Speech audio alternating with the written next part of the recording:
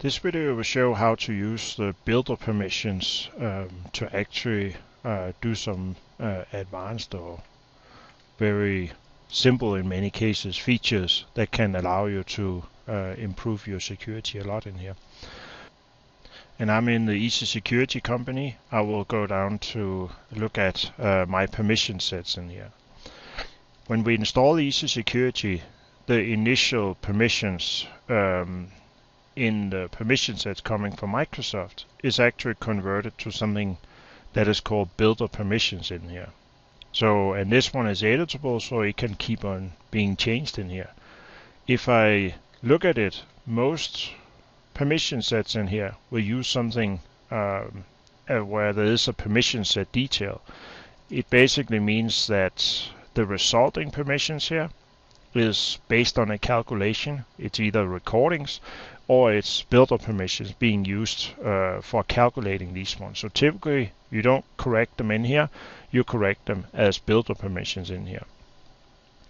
The builder permission has some very powerful features in here. So let's say I want to have a super data user or permission set, but I only want in the CRM module of NAV in here. So I can have contact management super, for example. The builder permission, where you normally only allowed to assign a single object, we can actually have ranges in here. So my contact management is from 5,000 to 5,199 in here. Since I want to have super access, I want to give full access to read, insert, modify and delete in here. So by specifying that range, if I now go update my permission set, it will use that in calculation, and all the permissions inside that range will now be assigned to this permission set in here. In the future, if a new object is added, it's actually going to be recalculated every time you would publish in here. This one is one of the features in here, but as we're recording, we can add related permission. The same functionality can actually be applied for these permissions in here when we type them manually. So I can go here and add related permissions, and if I now update my permission set, instead of my 70 permission, I get the 155 in here.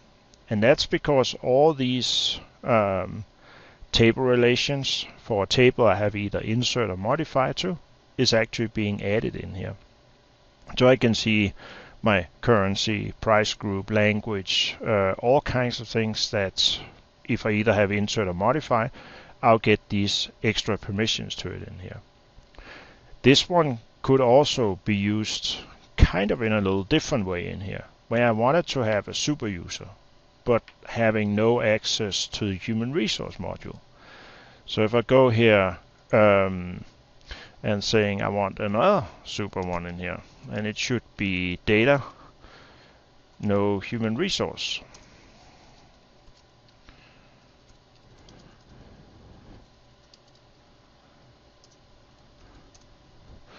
Again, I will go to my builder permissions in here, and I will say my first object they have access to is my object number 1. The last one is 5199 in here. And yes, I want the full permissions in here. And then my human resources in 5200, so I'm going to have access from 5300 to the last regular object in here. And I will just have full access to that one in here. So I took away the 5200 range in here, and as I now go update my permission set, I'll see that I have over 1000 permissions, but of course I will be missing the one in the 5200 range that is a human resource module. So this one, it's quite powerful to actually do these kind of things where you just go in and update all this one in here. As you normally would be recording permissions, you can actually use this one for adding these additional permissions or reducing them. Another good use of the builder permission is when we convert the one coming from Microsoft in here, we can actually go look at those builder permissions. And if I look at my purchase payables vendor edit, there's 100 permissions right now. If I go in here and say, yeah, I have done some customizations and it would really be great if this one would actually take all my customized permissions with it, we can do that simply by checking the add related permissions in here. And we can go do the same for the order address, for example, down here, where there's also is full access. Go in and say we also want to add the related permissions in here. So if I now go back and update my permission set, I can see I get 105 permissions in here. So if I go view that one, I'll see that most of them have a region blank, meaning they were converted ones. But the postcode, I have an additional read permission in here. I have some for my shipping agent number series and other things in here that actually was added based on the source code analyzer. If this one would have been a customized database, of course at that point I would have gotten reads permission for all the new table relations and indirect read for all the new flow fields that were in there. So that's another use of the builder permissions in here to actually add that one. The last one is one that we actually use in here. As we record permission, we can see if people read, insert, modify, or delete data, but we don't know what the code necessarily is doing in here. So if I look at posting a purchase invoice, for example, as you post a purchase invoice, it will go adjust the direct cost on the item card. So if I go here and look at our posting function, purchase document, post invoice, I can see we have recordings in here. And these recordings, of course, are the one allowing to post invoices. But we also have one builder permission in here. And as I look at this one, it's for the item where I go in and say, I only want to have indirect modify, and I put a check mark out here in the override permissions out here. So if I go look at the recording, I can see in here we recorded that I needed to modify, and that's because we changed the last direct cost, of course, in here. As I actually want to reduce that, that's what I did with the builder permissions in here. To verify this one, just giving indirect is not going to do anything because it's only half a permission. I want to take a look at the code that actually allow me to do that one in here. So if I go to code unit 22, item journal post, I'll need a license. So now using the mergetool.com license that allow me to get into the posting code. And if I look at my code unit 22, I will go take a look at the properties in here, and I can see there's permissions in here. And for the item table, I have modify permission. Again, this one is not a full permission. Without the user having at least indirect, this one is not going to do anything. So the code unit have half. I have given the user half. So if they do the posting, they can change the item to actually do this one. If they go to the item card, they only have half a permission and they won't be able to change it that way. That's how NAV actually control all these things about being able to modify without actually being able to do it in here. So it is related to the code at the same time.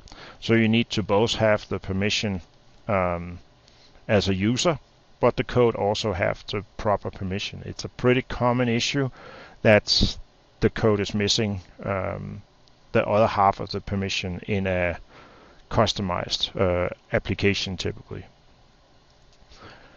Another thing that we have in here is if I look at this purchase post invoice in here and I look at the permissions, I will see in my posted lines in here, my posted invoice header, I have inserts and I have insert in the line also in here. Same will go for many of the other entries in here, like vendor ledger, item ledger entry, and so on in here. As I go take a look at the permissions I'm actually getting in the role in here, I would see that again I get indirect permissions in here. So where's that indirect coming from? As we actually scan the codes initially, we also scan the license. And the license Microsoft provides only give indirect access. That's the reason you can't just run the GL registers and, for example, start changing the data in there.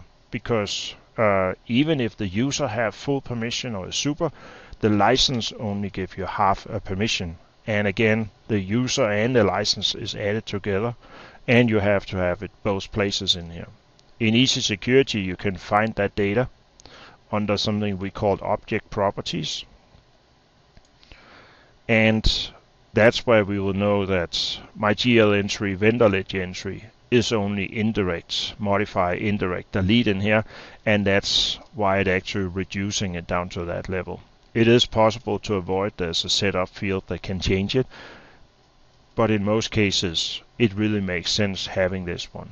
We can do this scanning of the license in here by actually adding this one, but we can also add the default one that should be in there. So if you end up running on a license with a lot of permissions, a solution developer license, we can actually add this even if your license don't have it. We allow the half permission or indirect to actually work properly even when running on a full license in NAV in here. So that's basically the features for manually creating permission sets in there. With the ranges is much more powerful. Adding the source code analyzer on top of it, it can be used both for improving the one coming from Microsoft, but of course also making some real powerful ones with only a few permissions entered, for example. Just the last one in here, I'll do one that can do edit customer, for example. And I can go in and say, yeah, I want table 18. I want full access. And I want to add the related permissions. And 2200 or 222 in here, the ship to address. Again, I want full permissions for that one. So basically adding two tables in here. And as I update my permission set, I get 42 permissions in here. All the relations is being added in here, indirect for flow fields that I potentially need to calculate. It's not like this one is going to work 100% of the time because the code could do something, but it's going to be a very good start on doing something manually. But again, always record permission. It will give you all the permissions the right way the first time.